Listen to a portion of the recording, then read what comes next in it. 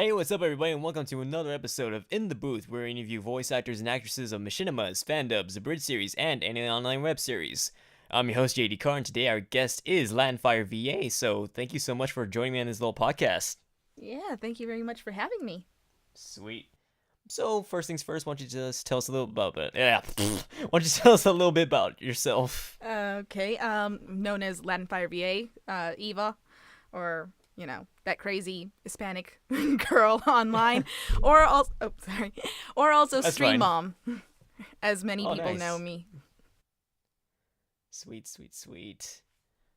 So, first things first, well, how did you find out about voice acting, or what got you into voice acting in general? Well, what got me into voice acting was actually it's a little bit of my history. In 2005, I was an intern for RoosterTeeth. And, Oh, sweet. yeah, that was one of my highlight achievements. I still have pictures of Miles Luna and Barbara Dunkelman around my house. I was an intern for about a semester at Rooster Teeth Studios in Austin. Currently, now I live in Dallas. But Neat. while I was there, I was doing my internship for live action. So I was doing a lot of the live action videos. Right before the RT recap got shut down, I was working on those and a couple of short stories. I think one of the most popular ones was the Shaft Shots video. Ah, shaft shots. Yeah, The best. I worked on the that one. best app ever. I also worked with the slow-mo guys. So I was a technical intern for the Goopy Cannon. Oh no. Yeah, that was a fun one. We did a lot of videos. There were a lot of videos that were done during this time that I was there, and it was fun. That was great. And the way I got into voice acting was actually one of my friends, Chris Dyke, who used to be an animator for Rooster Teeth. He used to do the RT Minimations for the Minecraft stuff. I think if I remember correctly, he only did 6 episodes, I believe. Of Yeah, that? there were only 6 episodes. They were fairly popular. Unfortunately, his contract ended, and with it, yeah, unfortunately, it was property of Rooster Teeth, and stuff like that happens all the time. Yeah, unfortunately.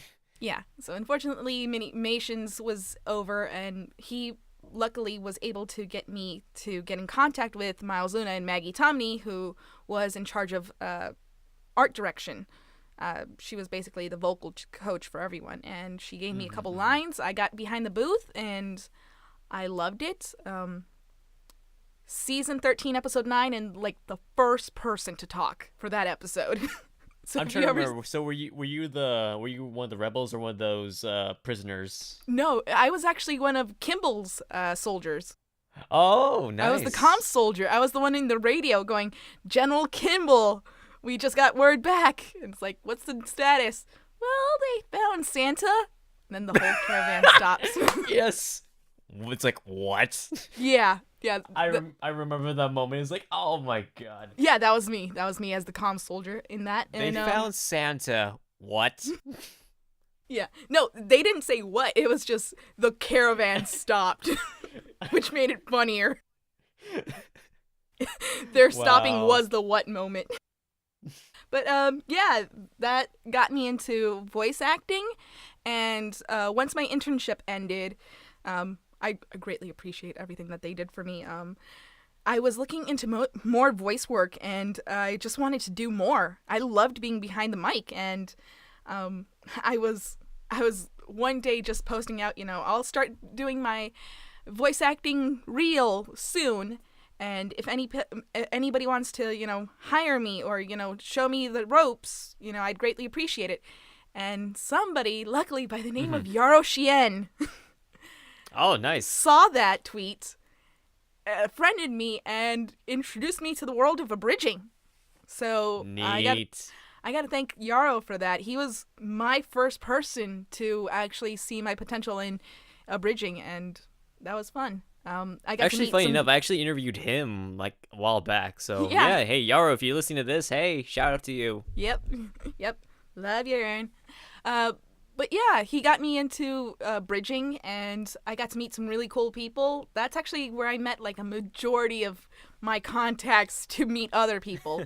I got to meet PSN Yomi 133, who does Kill la Kill, Izanami VA, and Yamato SFX, who everybody knows as Kirito from Kirito Bridge. Of course, also known, yes. yeah, also known as Izzy. Yeah. And we actually all started in the game of D&D.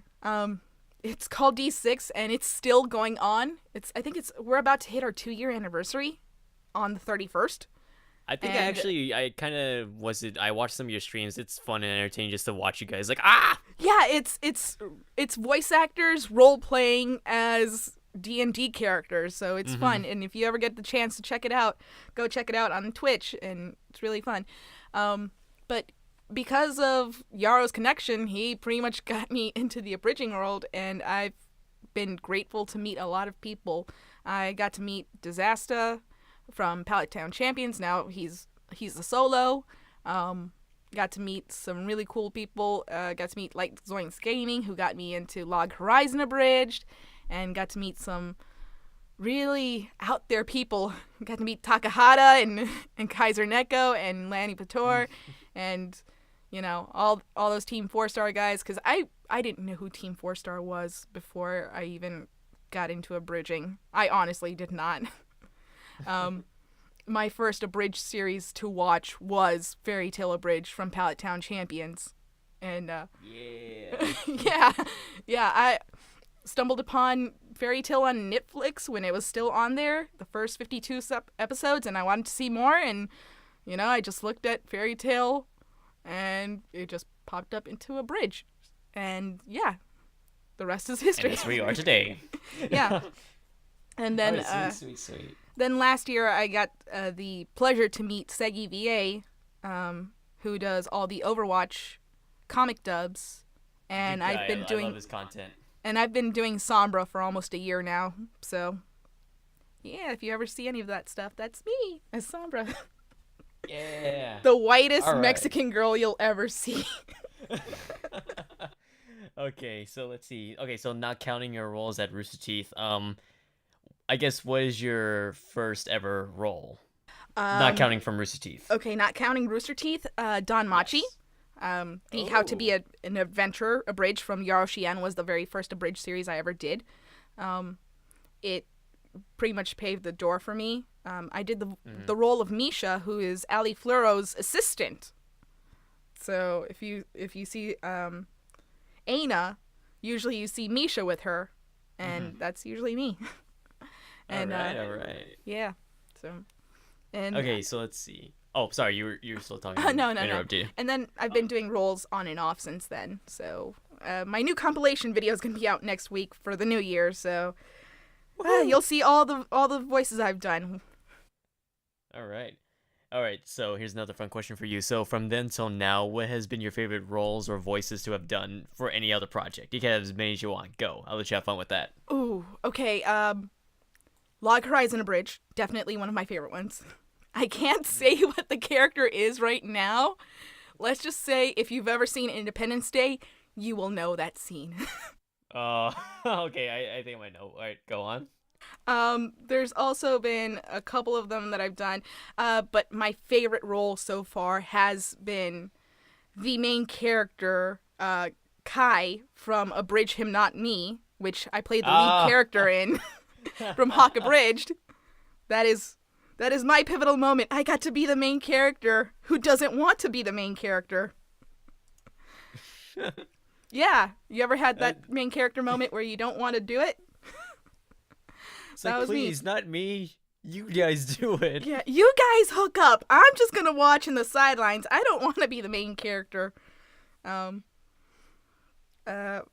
Also, I've been doing a lot of smaller projects. I just did a couple of episodes earlier in the year. Actually, in August, I did Cora Bridge for Demon Grocery Store, in which I've been doing Katara, older Katara, and some extra voices, and I believe I can say this. I will double check. I will be playing Kaya for season 2. So I get to play both the female waterbenders in the family. Nice. Another great one that I've done that I think is really shaping up to be a good series is Overlord Abridged from Team Digurian. Oh, okay. I'm trying to remember. You're one of the. Yes, I'm one of the Pleiades. I can't pronounce the name of the Guardians. No, the Guardians. The battle maids. Yeah, the Pleiades. The Pleiades. Yeah. I play Narbaral Gamma. So I'm the little sarcastic maid. That's one of my favorite ones. And lately, I have like 2 other projects that will be coming out before January 1st, but nothing confirmed. And then I get to play my dream role, which if a lot of people have seen my Twitter, they know I have an obsession with Kana Alberona from Fairy Tail. And thankfully, thanks to Junkhouse Studios with Ali Floro and Just Kyle David, I'll be doing Kana from episode 2 on. So Sweet. For Fairy Games. So if you guys don't know that series, go check it out. It's really fun. It's really funny. There's a couple of other projects that are in the works, but until the new year, so just holding off on that. All right. Okay, here's another fun question for you. So, I'm guessing you played a lot of video games, seen a lot of anime, watched a lot of cartoons and all that. Yes. All right. So, here's a good one. Favorite voice actor and actresses. Go. Have fun with that. Favorite voice actor, Vic Mignogna and Yuri Lowenthal. Right. No particular. But if I were to put like my top 3, it'd be Yuri, Vic, and Steve Bloom. So of course, top 3. Yes. Top 3 females, Jamie Marchi, hands down. Any character she ever does is my favorite, just because I love her so much. Colleen Klinkenbeard. Just because, I mean, not a lot of people say that they like her, but that's because they don't have a low voice like her. And she's actually one of the reasons I got into voice acting was because I could actually hear a woman who has a natural deep voice, which is really hard to find right now. And third one has to be a tie between Morgan Berry and Brina Palencia. Oh, yeah. Just because they're so different, but they're so similar at the same time. It's like it's too hard to choose. Yeah. Can I just put them both in the third place? Yeah, go ahead. The bronze will go to both of them. It's supposed to be a fun question, so yeah, go ahead. Aside from voice acting and abridging, what else do you do for online content and all that? Well, besides voice acting and abridging, I also do my own comic dubs, in which I've been doing a lot of this past year. I've actually put out a couple of videos out on my channel. A couple of them are Boku no Hero, because everybody loves it. It's the show of the season. Yeah. I've got a couple of them where I have Disaster as Bakugo, and I have an Overwatch one where Segi reprises his Reaper role, and I've got more projects coming in for those because, I mean, it's comic dubbing. It's really fun, and it's a good start to, be able to start doing lip flaps and stuff because my own series will be coming out next year with Scaringo, and that'll be Black Lagoon abridged. And I gotta rewatch that show. It's just so much fun. It's such a fun show just to watch, and to be able to convey that into an abridged series is going to be even better. That's fantastic. All right. So let's see. I guess I always ask this to some of my guests. So, do you plan on doing voice acting as like a professional or like a professional career someday? I honestly do.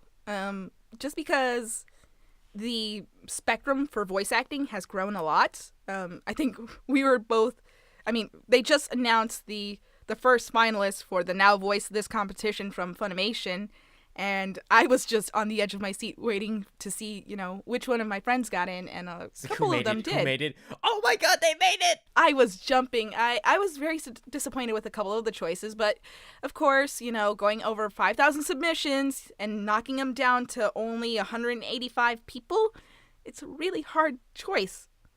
some really good voice actors got taken out, and some of them are my close friends. So Aw. I was rooting for them, but I think at every point, an abridger says, is this what I always want to do? Or, do I want to stick here in the abridged league, or do I want to try to push ahead and see if I can make it in the pro league? I mean, every gamer has that thing too. Yeah. And for me, I believe that it could work. Somebody with my low range could probably make it. I know a lot of talented actors who've done this for a long time, who finally made it. An example, Kagi. We all know who Kagi is now. Oh, because yes. he was an abridger turned voice actor, and it was his stepping stool. And if he can make it, it brings hope for the rest of us, who want to move on Can I tell you a funny story about Kagi just for 1 second? So I remember one time I went to RTX. This was back in 2015, RTX 2015. I remember he was near the whatchamacallit, the Tower of Pimps. He's like, hey, if Yes. any Kagi fans out there just want to take a picture or say hi to me, come by. I'm near the Tower of Pimps. So I remember another friend of mine, I'm not gonna say his name just to hide his identity, but I think he already knows at this point. But this was back, I think, before Kagi started doing abridging and fan dubbing. He was actually he used to voice act in Halo Machinimas. Yeah, And I so remember that. one of the Halo Machinima directors told me, he's like, hey, why don't you do me a favor? You're going to RTX, right? Yeah, why don't you just punch Kagi for me? Just tell him I send my regards.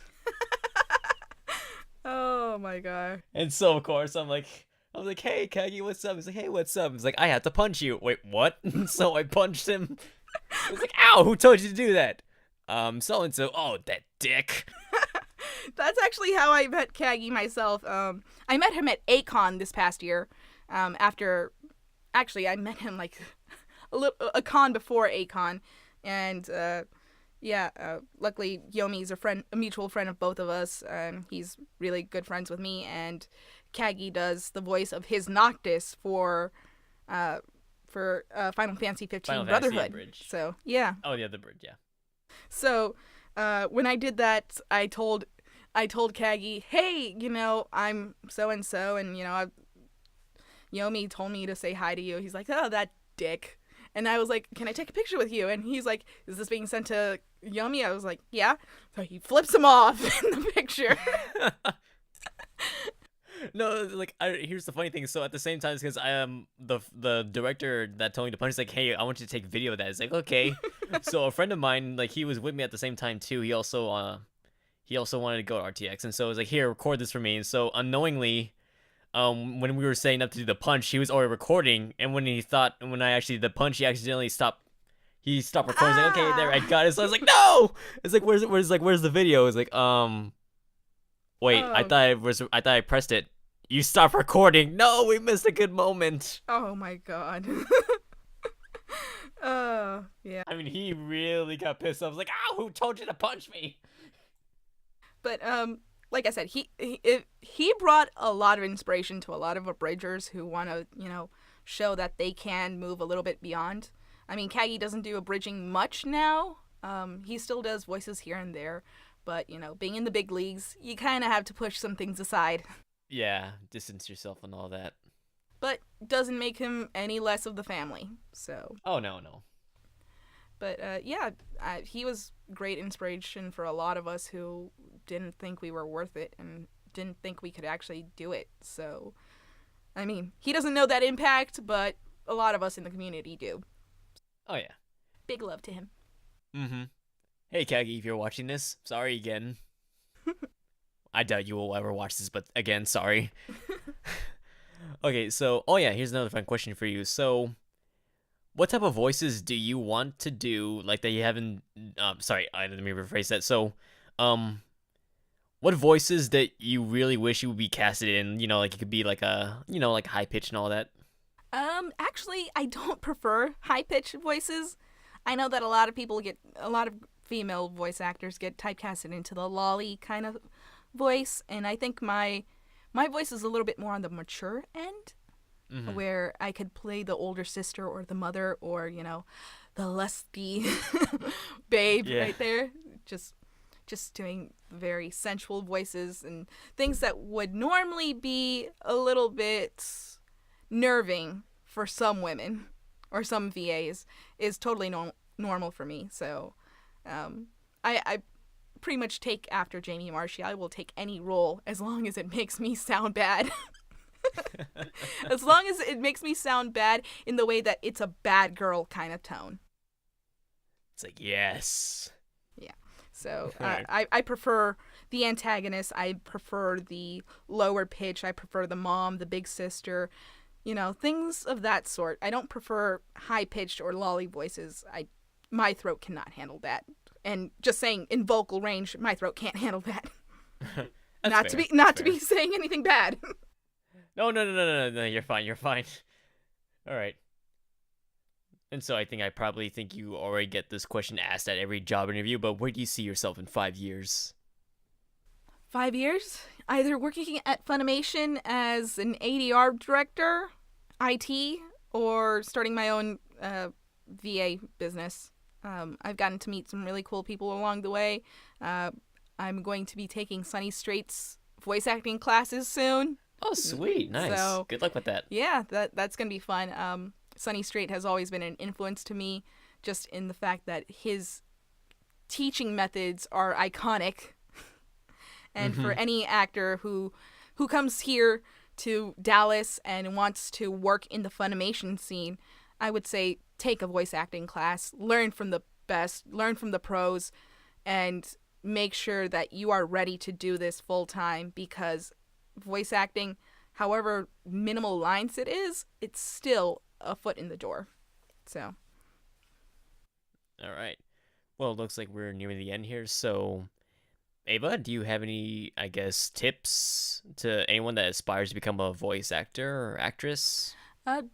You will get a lot of rejection. It is a thing that you will get in abridging, and you will get that in voice acting. Just don't take it to heart. There are plenty of good voices. I know that I've lost out to some really awesome characters and some really awesome people. And abridging is a family. No matter how much we bicker and moan at each other, we are a family, and we like to take care of each other. And that's, one of those things that not a lot of people see in a small community like this. Everybody thinks that everybody's independent. Not really. We are independent in our own ways, like with our own teams. But when it comes to helping each other out in the process of, editing and talking to each other and, lip flaps, there's always a community here behind you to be able to help. If you can't edit, learn from somebody who can. If you don't know how to emote, take some classes. If you can't find the script being right, a second pair of eyes never hurts.